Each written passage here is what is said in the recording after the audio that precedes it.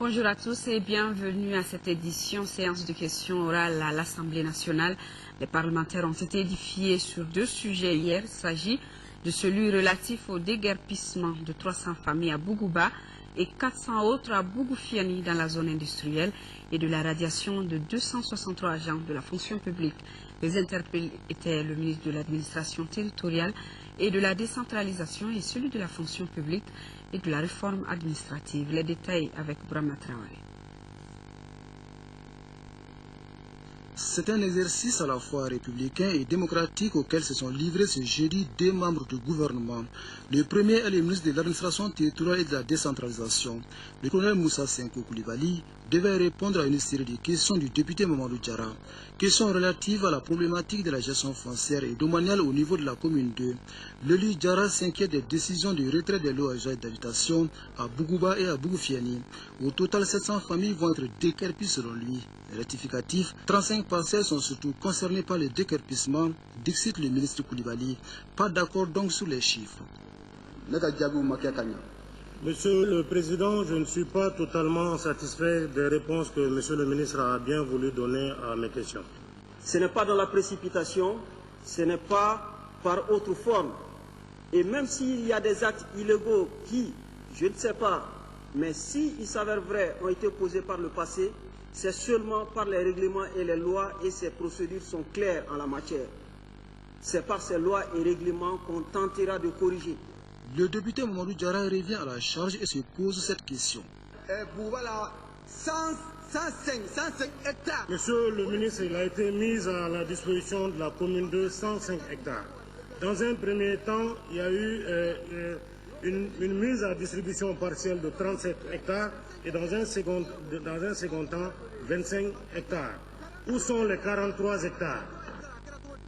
En réponse, le chef du département de l'administration territoriale a réaffirmé sa ferme volonté d'assainir le domaine foncier. Que nous soyons convaincus que l'administration, comme on le dit, on le rappelle tout le temps, est une continuité. Quels que soient les actes inappropriés qui ont été posés par le passé, c'est seulement par la justice qu'on pourra corriger ces injustices. Quant au ministre de la fonction publique de la réforme administrative chargé des relations avec les institutions, il devait répondre aux questions du député Koneba Sidibé. L'élu de Djoïla a voulu savoir les raisons de la radiation des 263 agents de la fonction publique, mais le ministre Mamadou Namouri Traoré préfère plutôt parler de l'annulation des actes illégaux. Certains parmi eux, qui ont des profils, semble-t-il, correspondant au corps formé par l'ENA, sont devenus automatiquement administrateurs civils, inspecteurs des douanes, inspecteurs des impôts, inspecteurs des finances, conseillers des affaires étrangères, et j'en passe. Or, nous avons créé l'ENA. Les décrets organisant les concours de recrutement à l'ENA stipulent bien que nul ne peut accéder à ces corps directement sans passer par l'ENA. Eux, en un jour, ils sont devenus contractuels ABC, ils sont devenus fonctionnaires, ils sont devenus inspecteurs de finances, inspecteurs des impôts, inspecteurs, etc., etc. En violation flagrante des lois et des règlements de la République. Pour le ministre Traoré, cette décision gouvernementale a une double explication. D'abord, il s'agit de permettre à l'État de recruter les agents en fonction de ses besoins et de ses moyens. Ensuite, il faut assurer l'équité dans l'accès aux emplois publics. Des explications qui semblent convaincre le député Koneba Sidibé. Je constate que certains se croyant absolument intouchables, que certains dirigeants du pays, dans le pouvoir absolu qu'ils avaient, se sont dit que ce n'était même pas la peine de faire semblant d'organiser un concours. Le ministre de la fonction publique et son interlocuteur sont donc sur la même longueur d'onde. Le chef du département de tutelle n'entend pas reculer. La vérification se poursuivra, assure-t-il. Avis donc aux fonctionnaires recrutés dans des conditions peu orthodoxes. Je continuerai. Parce que je trouve qu'il faut arrêter cette dégradation dans la gestion des affaires publiques. Il faut l'arrêter. Encore une fois, nous vous remercions pour ce acte de bravoure que vous avez posé et vous encourageons à poursuivre. La dernière question orale à l'ordre du jour de la plénière de ce jeudi était relative à la situation au nord du Mali. Cette question adressée au ministre de la Défense et des anciens combattants a été reportée à une date ultérieure. Direction le Haut Conseil des collectivités où s'est tenue hier une journée d'échange et d'information à l'intention des conseillers nationaux sur le régime d'assistance médicale RAMED. Initiée par l'ANAM, Agence nationale d'assurance maladie, la journée a pour but l'adhésion massive des collectivités territoriales à la politique d'assistance médicale. Reportage. Dans le but d'assurer la couverture médicale des personnes défavorisées, le gouvernement malien a enclenché le processus de mise en œuvre de la politique nationale de protection sociale. L'Agence nationale d'assurance maladie ANAM en assure l'exécution avec la collaboration des collectivités territoriales. Le régime d'assistance médicale RAMED est donc l'un des 3 volets de cette politique nationale de protection sociale contre la maladie. Il est important de rappeler que la réussite de la mise en œuvre d'un tel régime passe nécessairement par l'engagement de tous les acteurs en général et particulièrement des collectivités territoriales dont vous êtes les représentants. Quoi de plus normal, monsieur le ministre, si dans un pays aux ressources extrêmement limitées comme le nôtre, des citoyens décident de voler au secours de leurs prochains en leur donnant la possibilité d'accéder aux soins de santé à moindre coût. Cet élan de solidarité à nul autre pareil se doit d'être soutenu dans la mesure où il est, à n'en pas douter, un facteur réducteur de la fracture sociale. En effet, faut-il le signaler, l'État malien intervient en grande partie dans la constitution du budget de l'ANAM à hauteur de 65%. Pour leur part, les collectivités viennent compléter avec les 35% restants. Un apport qui n'est donc pas négligeable dans le fonctionnement de ce dispositif. De 2011 à nos jours, par exemple pour le budget 2011, nous n'avons pas reçu de contribution des collectivités, donc nous n'avons pas pu mobiliser les ressources. En 2012, nous sommes pratiquement en fin 2012, et les contributions n'ont pas été mobilisées et nous irons bientôt en 2013 et ça pose problème parce que ce remboursement est fait directement aux prestataires et à 100%. Or, dans le budget global, nous n'avons pu mobiliser que les 65%. Il est attendu à l'issue de cette journée d'échange non seulement des propositions concrètes qui aideront à la bonne marche de cette politique, mais aussi une adhésion massive des conseillers nationaux au régime d'assistance médicale. Actualité étrangère, Karim Wade a-t-il pioché dans les caisses de l'État? C'est la question que plusieurs Sénégalais se posent. En tout cas, le fils de l'ex-président sénégalais a répondu hier à une convocation des autorités sur l'origine de ces biens. Loin des caméras, c'est par une porte dérobée que Karim Wade a pénétré dans cette gendarmerie.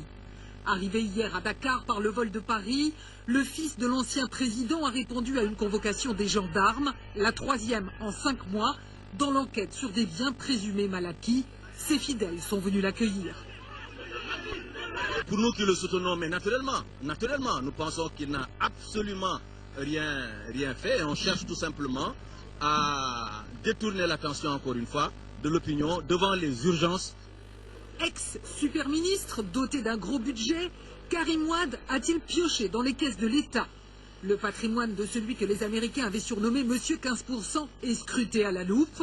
Compte en banque, appartement à Paris, villa au Sénégal. Les enquêteurs cherchent à savoir avec quel argent ces biens ont été acquis. Les Sénégalais aussi. Avant 2000, on disait qu'il n'avait rien. Il ne pouvait même pas subventionner la campagne électorale de son papa. En 2012, on le dit milliardaire, ça étonne. Et c'est la raison pour laquelle nous poussons la justice à aller jusqu'au bout. Ces gens-là nous ont causé énormément de problèmes. Il faut tous les auditer. De Abdoulaye Wade jusqu'au Karim Wade, il faut tous les auditer. 6 autres figures de l'ancien régime, dont 4 anciens ministres, étaient aussi convoqués à la demande de la Cour de répression de l'enrichissement illicite. Ils dénoncent une chasse aux sorcières. Abdoulaye Wade, qui avait annoncé son retour vendredi à Dakar pour soutenir son fils, aurait finalement renoncé sur les conseils du président ivoirien. Au Cameroun, les autorités sont à pied d'œuvre pour lutter contre la pénétration d'un islam radical dans le pays. Dans la région de Maroua, les chefs religieux sont mobilisés et ils ont le soutien des autorités camerounaises. C'est ainsi depuis le XVIIIe siècle. À chaque apparition publique du Lamido de Marois, un orchestre lui chante des louanges. Sa Majesté Bakari est au trône depuis 9 ans. Il est le chef spirituel des musulmans de la capitale de l'extrême nord, la région la plus peuplée du Cameroun. Ce jour-là, le Lamido de Marois réunit les grands imams, les notables et les chefs de quartier. But de cette séance de travail, peaufiner la stratégie de lutte contre la pénétration de l'islam radical dans la ville. On est là, on vit en parfaite harmonie. Si jamais quelqu'un vient dans le cas contraire pour prêcher, l'imam doit automatiquement m'informer. S'il m'informe, je rends compte aux autorités locales. L'éducation est au cœur de la stratégie mise au point par le Lamido de Marois. Fondé il y a 20 ans, cet établissement de Doualaré est l'école primaire islamique la plus ancienne de la ville. Il compte 234 filles, soit près de 50% de ses effectifs. Outre le programme élaboré par le ministère de l'Éducation nationale, on enseigne ici un islam modéré. Nous avons des résultats influents. Ça fait que les non-musulmans sont dans nos écoles. Les Gervais comme toi, les Jacqueline, nous les avons. Et elles sont libres. Ils n'ont pas la contrainte de faire la religion, car le Coran dit pas de contrainte en religion. Les autorités administratives déploient aussi de grands efforts pour permettre à Marois de demeurer un rempart contre la poussée islamiste. Le gouverneur de la région de l'extrême nord appelle à la vigilance et à la tolérance. Dieu nous a créés, chacun a sa foi, sa pensée, que A ne dérange pas B et B ne dérange pas A. Pas ici. Notre constitution est très claire là-dessus. Éducation, vigilance, tolérance, toutes ces règles sont aussi appliquées dans les mosquées de Marois. Mais le combat contre le fondamentalisme n'est pas complètement gagné, bien au contraire. Dans la ville, l'Arabie Saoudite renforce sa présence et vient de financer la construction de cette grande mosquée et de 2 écoles à Marois. Retour ici chez nous avec du football et cette finale aller Coupe de la Confédération. Jour J-2, le Djoliba AC a rendez-vous avec l'histoire ce dimanche. Les Rouges accueillent les Congolais de l'AC Léopard. Le Djoliba entend frapper un bon coup avant le retour. Le 25 novembre prochain, l'équipe du Djoliba au complet se prépare à Kabbalah où Siragatou Sissé leur a rendu visite. À peine savourant son historique qualification pour la finale de la Coupe de la Confédération, le Djoliba AC est déjà au travail pour la conquête de l'or. Faisant preuve de combativité et de solidarité, le Djoliba a tracé sa voie royale étape par étape. Les étoiles brillent et éclairent le ciel de Kabbalah, sanctuaire de rouge pour la circonstance. Le club traverse une période d'euphorie. L'entraînement devient un plaisir et la sérénité est totale. Cette finale allée contre AC Léopard représente beaucoup pour le Djoliba. C'est la première fois que nous la jouons. Ce serait quand même une très bonne chose pour nous et nous sommes vraiment impatients de jouer cette finale. J'avais dit aux joueurs qu'ils avaient planté un arbre, maintenant il faut l'arroser. Arroser cet arbre, c'est quand même remporter la coupe. En amorçant la marche vers la gloire, le Djoliba croit en ses chances. Pour ce premier acte de jeu, différent des précédents, le Djoliba AC veut rassurer ses supporters et avoir une marge de sécurité avant le deuxième acte, une semaine plus tard à Dolosi. Je pense que c'est un privilège pour tous les joueurs de jouer cette finale. Là, franchement, on est prêt, c'est déjà parti, quoi. On est déjà dans le coup, nous voulons rentrer cette fois-ci dans l'histoire du football malien. Bien sûr, en remportant cette finale, on demande la bénédiction de tout un chacun. Une finale de Coupe d'Afrique, c'est pas une petite chose. Parce que ça arrive qu'une fois ou 2 fois dans la carrière d'un footballeur. Je pense qu'on va apprendre ça avec le plus grand sérieux. Parce qu'il faut coûte que coûte saisir cette opportunité pour avoir ce trophée. Donc, je pense qu'on va beaucoup bosser pour faire la différence chez nous, parce qu'on a l'aller chez nous. Je pense qu'avec les armes qu'on a, on peut faire beaucoup de choses ici. Hasard de calendrier, le Djoliba et AC Léopard figuraient dans la même phase de poule. 1-1 à Bamako et 3-0 au retour pour les Congolais. À l'unisson, cette cuvée de joueurs talentueux compte porter le Djoliba au sommet du football africain au niveau des clubs. C'est une équipe ultra motivée du Djoliba qui va défier AC Léopard du Congo ce dimanche. En foulant la pelouse du samedi 26 mars, le Djoliba AC, la tête bien haute, aura à cœur de confirmer sa présence dans la cour des grands. un ultime sacrifice doit être consenti à nouveau. Le bonheur est au bout des crampons. Le Djoliba, il y a naturellement la bénédiction de tous les Maliens. Le match Djoliba AC Léopard, c'est ce dimanche à 20h au stade du 26 mars de Yirimadio Sport, toujours avec le gala de la solidarité et de la paix de boxe qui se tiendra le 17 novembre par la Fédération malienne de la discipline. Il se tient à la Maison des Jeunes de Bamako. Koumanyambele nous donne plus de détails. Le gala du 17 novembre prochain revêt une importance capitale pour la Fédération malienne de boxe. En effet, l'instance dirigeante du noble art malien veut profiter de l'occasion pour non seulement officialiser la levée des suspensions de la Ligue de Bamako, mais également pour remettre à flot la discipline.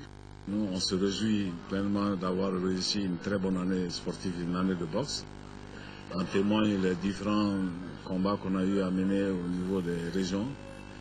Et aussi notre brillante participation au championnat d'Afrique tenant lieu des championnats de qualification pour les Jeux Olympiques avec une médaille d'argent.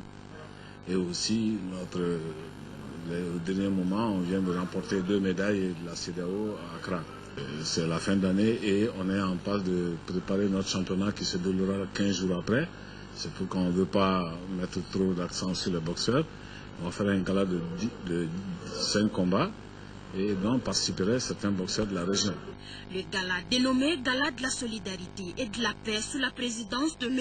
Habib Sissoko, président du Comité national olympique et sportif du Mali, sera un tremplin pour les régions du Nord sous occupation. Régions qui auront au cours de ces galas chacune un pugiliste qui boxera sous ses couleurs.